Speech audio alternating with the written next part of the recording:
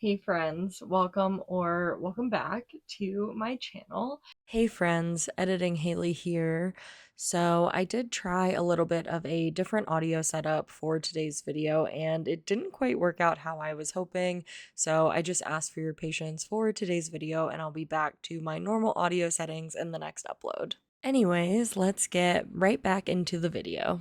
It is time for another monthly wrap up and it's time to talk about all the books that I read in November, which November was a pretty low count reading month for me, but I feel like it was pretty high in quality. So I did only read 10 books in November. However, when I was looking at my story graph, I realized that the page count for November was pretty high up there, even compared to some of the months where I read more books. So I do feel like I still read about the same quantity. I just was reading some longer books this past month. So without further ado, let's talk about the 10 books that I read in November. So I started the month off pretty strong with an arc of Hazel Thorne by C.G. Drews. And this was the first book that I had read by this author. I do believe I have a copy of Don't Let the Forest In on my Kindle, but I haven't yet read that. So this was my first time picking this author up. And honestly, I now want to read everything they have written and will write because I really, really enjoyed Hazel Thorne. I didn't quite know what to expect when I started reading the book, and I just absolutely loved how dark and moody and sinister everything was written to be in the book. There's a tact that certain authors are really, really good at using when it comes to word choice to really create a scene and a feeling and ambiance. And I feel like this author did an amazing job of that throughout this entire book. So there is a bit of a mystery surrounding our main character, Evander, and his relationship to the family that he's living with, the Lennox Halls. Now, the Lennox Halls are a very wealthy family and they have a child that is approximately the same age as Evander. So at the time of the book, they're both adults or about to be adults, but they grew up together and they were good friends. And then something happened that traumatized Evander, but he can't quite remember. So his brain has kind of shut that memory out. And for whatever reason, they have hated each other, or at least Evander has thought that this other boy has hated him since then, and he's never known where their relationship stands. So he has been taken care of by the main patriarch of the family, and then something happens at the start of the book that sends the entire family into a bit of an uproar and leaves Evander trying to figure out who did it and whether it was a who or a what that caused the thing to happen. So I really enjoyed this book. I thought it was very dark, but so enthralling. I really love a moody read, and everything this book had to offer really spoke to me. I really liked the style of writing that was used throughout the book, and I really liked the characters and how they developed from start to finish. I absolutely loved the end of this book. I thought it was really perfect, and I honestly wasn't expecting it to go the way that it did because of how dark the story had been from start to finish. I really thought the author was going to go a different direction at the end, and I was very pleasantly surprised with how things ended up. So I would definitely recommend Hazel Thorne, and I did rate it a 4.5. After Hazel Thorne, the next book that I read was Intermezzo by Sally Rooney, and this was actually the first Sally Rooney book that I have read. So I do have Normal People, and it is on my 25 for 2025, but I have yet to read it, and this definitely convinced me that I need to pick that up very soon. So Intermezzo definitely sits in the realm of literary fiction that I really enjoy.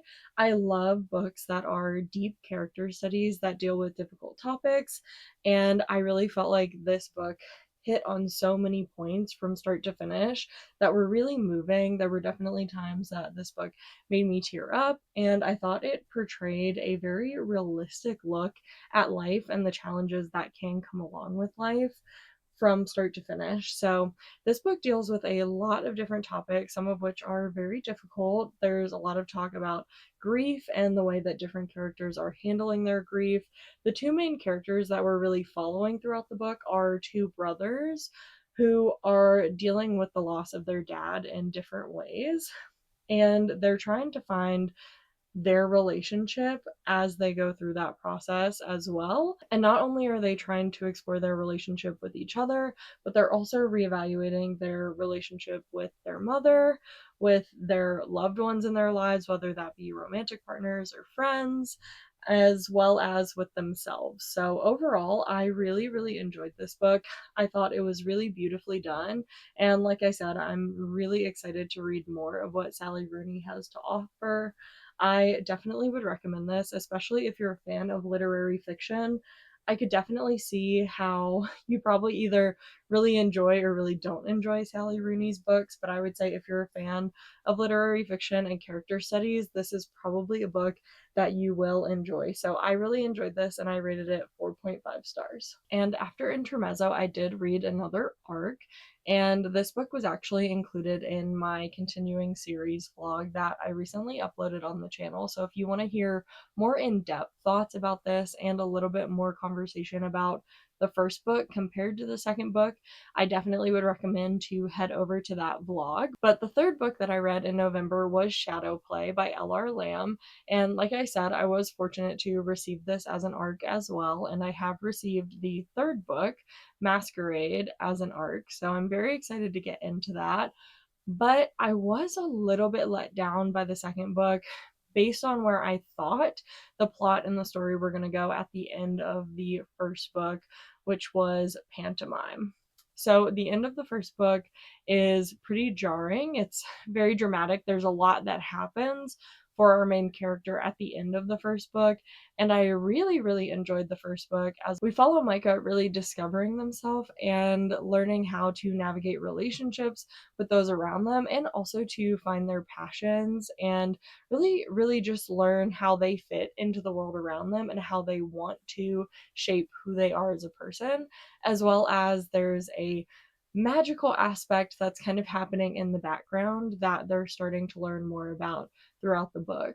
So at the end of the first book, I really thought that we were going to primarily focus on that magical aspect. I thought the story was going to really elevate and go somewhere different in the second book, and I just felt that that didn't happen. So a majority of the first book was kind of a training arc of Micah learning to work on the trapeze with other trapeze artists that are performing in the circus. And then the second book was really focused on Micah and their companions learning to do sleight of hand and stage magic, which I do think that those aspects are really fun, but I didn't expect the second book to really mirror the plot of the first book as much as it did. There were a couple of bigger conflicts that came to light in the second book, but I did feel ultimately that they resolved pretty quickly, and I never felt a major sense of doom or any impending threat to our main characters. That being said, I did really enjoy that we did get more information about that magic system and about the Chimera who used to live in this part of the world but are thought to be fully extinct. They may not be, or they may be living on through these kind of relics that the characters have. So we did learn more about that, and I really appreciated that. And there did seem to be some sinister undertones that I'm hoping will be really explored in the final book in the trilogy. But I really thought that was going to be the main focus of the second book, so I was a little disappointed that it wasn't. That being said, overall, I still really enjoy the character of Micah Gray, and I really enjoy L.R. Lamb's writing. So I'm looking forward to getting into the third book, and I'm hoping that because it is the final book in the trilogy, it'll really bring everything full circle and it'll go full force into that magic system and how that relates to Micah and the world around them. So very excited to continue the series. But I did ultimately rate this book 3.75 stars. And the next book I finished in November, I did also speak about in my continuing series vlog, and that was the first book in the Outlander series. I just recently started listening to the first book. I kind of picked it up on a whim, and I really fell in love with the story. I've been interested in watching the show for a long time, and I had picked up a secondhand copy of the first book, but I just hadn't gotten around to starting it. And to be honest, I didn't really want to start another new series because I'm already in the middle of so many. But I'm really, really glad that I did. I absolutely fell in love with Jamie and Claire and everything that I learned about Scotland through this book, as well as their relationship and all the other characters that are presented in the book. So I really, really enjoyed it. And I'm very excited because it is a pretty lengthy book series, and each of the books is pretty long. So I feel like there's a lot of really good content that I'm going to be able to get into, and I will give you the little spoiler that I've already continued the series since reading the first book, and I'm really enjoying continuing with it. So we'll definitely talk more about the Outlander series in future wrap ups, but just with regard to the first book, I really enjoyed it overall. I really fell in love with the characters and Scotland, and I did end up rating that first book 5 stars. And since then, I have started watching the first season of the show as well. I have noticed some changes. I don't love all of them, but I'm really just along for the ride. And so far, I've been enjoying the show as well. And the next book that I finished in November was actually my book club read for the month, which was The Other Black Girl. And this was meant to be a like workplace thriller that focused on topics related to race, of course, as the title insinuates. And I think that the author was going for a Get Out kind of vibe, but there were just some areas where I felt like the book fell a little short of that, or it really could have gone further to drive that point home. And there were a couple points in the book that got brought up or connections that were made that then were kind of dropped and didn't really seem to be as important as they were made out to be when the reveal was made. So there were just some loose ends that I didn't feel got tied up, and there was a lot of dialogue between the characters for probably about 80% of the book. And then the book really concluded very quickly at the end. So I thought this was a great concept and one that I would really like to see explored. But unfortunately, I just felt like the execution didn't quite meet that concept where it was at. So I think this could have been amazing if it was a little bit better written and the plot was planned out better, but unfortunately it just fell short for me. I did listen to the audiobook for this one and I really, really enjoyed the narrator. So I may look for other audiobooks that she's narrated, but unfortunately, just the content of this one fell a little bit short for me personally. So I did end up rating that one 3 stars. And I will say, I think I had one of the more neutral opinions on this book from our book club. I didn't think it was the worst thing I'd ever read. I just thought it could have been done better to further drive the points home that it was trying to make, or to even be scarier, because it didn't really feel like that much of a thriller from start to finish. And a lot of the other people in the book club really didn't enjoy this book either. So that was a little bit of a disappointment, but I do think it was kind of going for Get Out and that type of theme and just didn't quite execute it that well. And then after The Other Black Girl, I picked up The Kiss Curse, which is book 2 after The Ex Hex. And I loved The Ex Hex when I read it. I thought it was super fun. It was a really cute kind of Halloween Town vibe story, but with adult characters and an adult romance.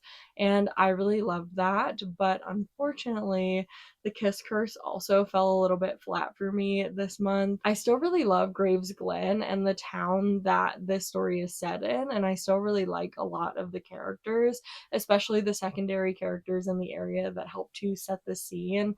There were a group of young witches that were involved that were kind of being trained, and I thought their involvement in the storyline was really cute in the second book. But for me, I just didn't believe the relationship quite as much as I believed the relationship in the first book.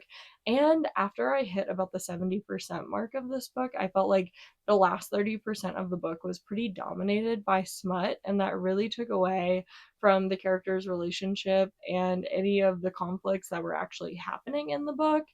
And ultimately, I did feel like when the third act conflict happened, the characters were just acting in a way that was really stupid and didn't really line up with how they had been acting for the entire rest of the book. So I was ultimately just pretty disappointed in that. I still think I'll probably read The Wedding Witch sometime in December because I did put a hold on the audiobook for that on Libby, and I think it might be a little more Christmassy themed, so I am looking forward to that. But yeah, I was definitely disappointed in The Kiss Curse, and I did rate it 3.5 stars. And then thankfully, after The Kiss Curse, I finished Finders Keepers by Stephen King, which is the second book in the Bill Hodges trilogy.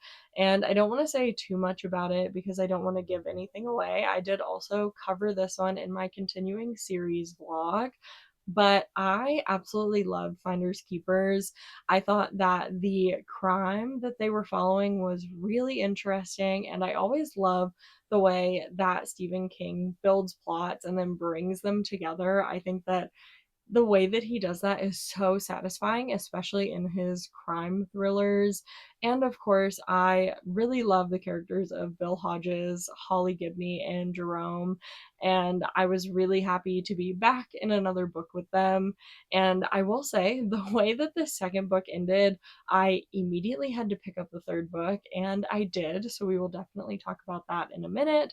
But overall, this was a 5-star read for me, and I would say the trilogy as a whole was definitely 5 stars as well. And then the seventh book that I finished for the month was a book called Darkly, and I hadn't heard of this book or this author before, but it came up as recommended on Libby and it was available. So I did just grab a copy of it to listen to the audiobook. And this book followed a girl who has previously played games that are called Darklies that were created by this woman who's seen as a mastermind in kind of the game world because of these games that she created. And our main character, played one growing up with her mom and obviously felt really fond of that time. And at the time in her life that we interact with her, she's it seems like she's feeling kind of stagnant. She's wanting to seek adventure or kind of put her foot out there to try something different.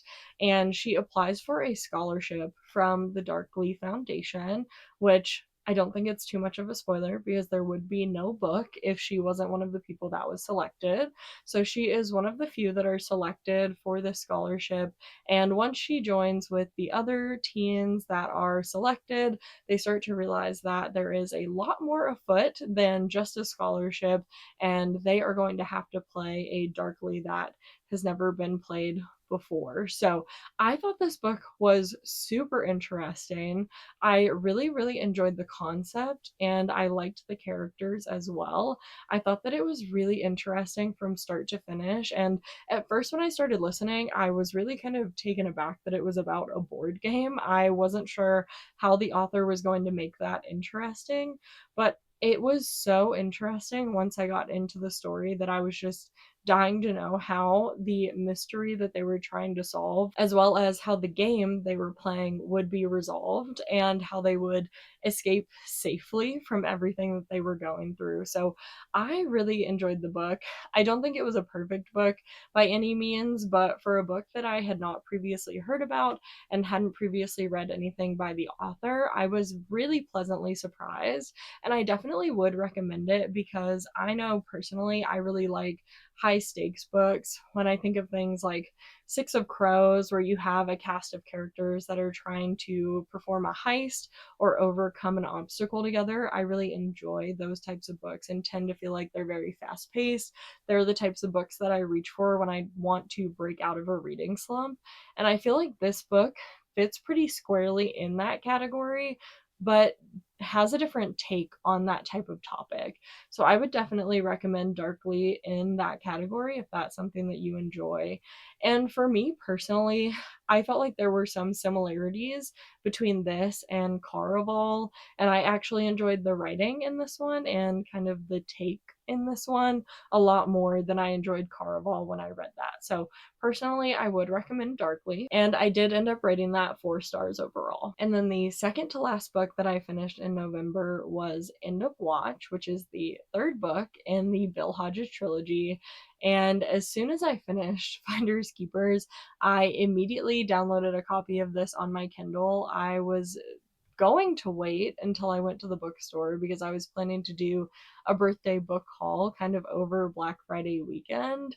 And I could not wait until I could make it to the bookstore to start reading this book. So I picked up End of Watch. I actually read it in about 2 days. I was that hooked into the story.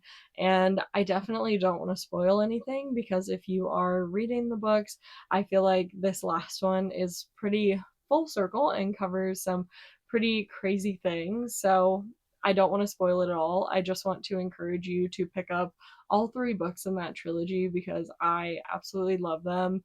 This last book definitely hit me in the feels pretty hard. I definitely cried while I was reading it. I was shocked at different points while I was reading it. It definitely deals with some heavy subject matter, so just be aware of that if you are going to read it. But I love that book, and again, it was another 5-star read for me as part of the Bill Hodges trilogy. And then the last book that I finished for the month was People Watching by Hannah Bonham Young, and I've been a fan of Hannah Bonham Young since I read Out on a Limb. I also enjoyed Out of the Woods, which I know a lot of people did not seem to enjoy as much as Out on a Limb. I wouldn't say that I enjoyed it equally, but I still really enjoyed that one. And then I feel like I've also seen a lot of mixed reviews about this one, but I honestly didn't have any complaints about this one. I didn't have any problems with it. I don't think that it was as impactful for me as Out on a Limb, but I still feel like this one dealt with some really important topics while including a romance that was really enjoyable to read about. And the funny thing about People Watching is that this was actually on my November TBR, and this is kind of sad, but I was going to do a vlog where I tried to finish my entire TBR in a week, and I actually recorded an intro and randomly selected this one out of the books that I had on my TBR for November, and that very quickly failed. And this ended up being the only book that I got to off of my November TBR, but I did really enjoy this. I will say it didn't give me that many fall vibes, even though the cover is very fall. So that was part of why I was excited to read it in November because it's kind of the last month in fall. But that didn't really affect my reading experience with this book. So I don't think I actually put a rating for this book on Fable or Goodreads, but I would say that I sit somewhere around 3.75 or 4 stars for this one. I did really enjoy this. I thought it was fun. I read it pretty quickly, but it is a contemporary romance, and that's not my top favorite genre. So that's probably why it's a little bit lower rated.